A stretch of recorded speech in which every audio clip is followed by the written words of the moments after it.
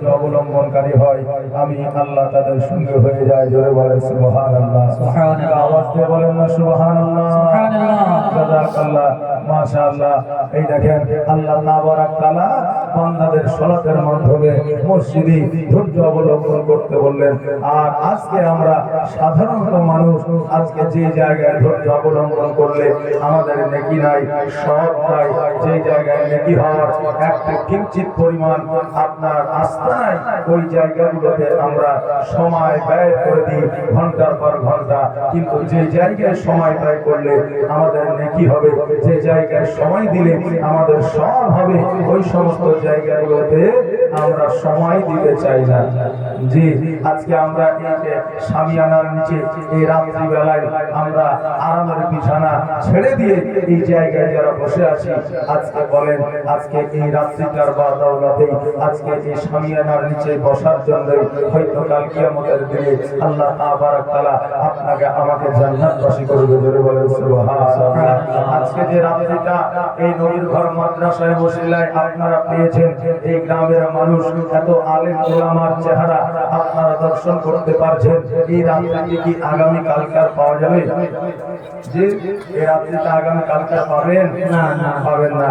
অতএব বাবাজি ভাইরা, আমার মায়েরা, আপনাদেরকে রিকোয়েস্ট, আপনাদেরকে অনুরোধ, আপনাদেরকে করজোর করে বলি যে আজকে মেলাতে না ঘুরে, আজকে বাজারে না বেরিয়ে, আজকে ঘরে বসে না থেকে আল্লাহ রাসূলের মাহফিলে আপনারা যোগদান করুন। আর এই মাহফিলে যোগদান করলে আল্লাহ তাবারাক তাআলা হয়তো এই মাহফিলের জন্যই বা এই মাহফিলের ওসিলায় হয়তো তার জীবনের গুনাহটাকে মাফ করে দিবে। জোরে বলেন আমিন। তাই আমরা এই জায়গায় বসে থাকবো, আলেম ওলামা যতক্ষণ পর্যন্ত আলোচনা করবেন সে আলোচনা আমরা শ্রবণ করব। বাচ্চা ভাইরা, আজকে যে সমস্ত আলেম ওলামা আপনাদের এখানে বক্তব্য রাখবেন, তাকবীর করবেন, যিনারা বসে আছেন তিনারা বংশের কোনো কথা বলবেন না, তিনারা নিজের আপনার জীবনী পড়বেন না, তিনারা নিজেদের আব্বা মায়ের কথা বলবে না, তিনারা আল্লাহ রাসূলের বাণী শোনাইবে। জোরে বলেন সুবহানাল্লাহ। আর কাল বিলম্ব না করে, আর দেরি না করে অতি জলদি আপনারা মাহফিলে এসে বসে পড়ুন। কারণ আল্লাহ তাবারাক তাআলা রাসূল সাল্লাল্লাহু তাআলা আলাইহি ওয়াসাল্লাম বলেছেন যে দুনিয়ার মধ্যে আমার আল্লাহ তাবারাক তাআলা দুইটা জায়গায় আপনার জান্নাত দিয়েছে বান্দাদের। এক নম্বর জায়গা হলো নিজের পিতামাতার পদতল, আর দ্বিতীয় নম্বর জায়গা হলো যে জায়গায় আল্লাহ রাসূলের আলোচনা হয়, কোনো কীর্তন হয়, কোনো ভাজন হয়, ওই জায়গাটাই হলো দুনিয়াবি জায়গা থাকে না, ওই জায়গাটাকে আমার আল্লাহ তাবারাক তাআলা জান্নাতুল বাকিতে পরিণত করে দেয়। জোরে বলেন সুবহানাল্লাহ।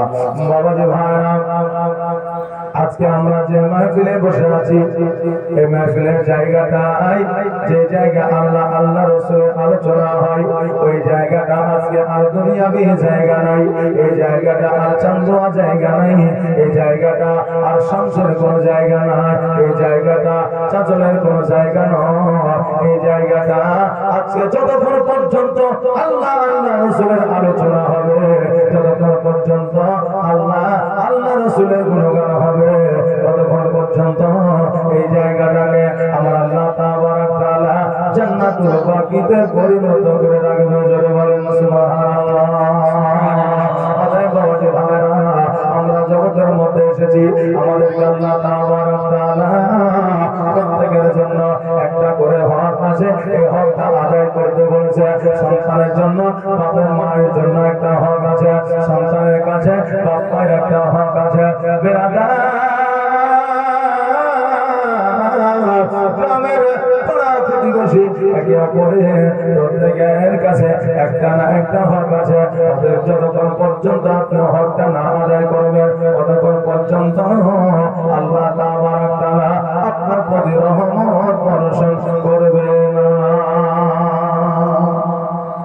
কথা কি বুঝতে পারছেন আমার? আপনারা বুঝাইছেন? আমি মাইকে আওয়াজ করে মনে হয়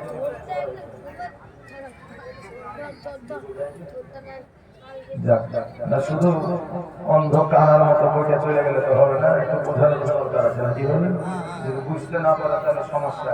যে একবার সে বলেন আল্লাহুম্মা সাল্লাল্লাহু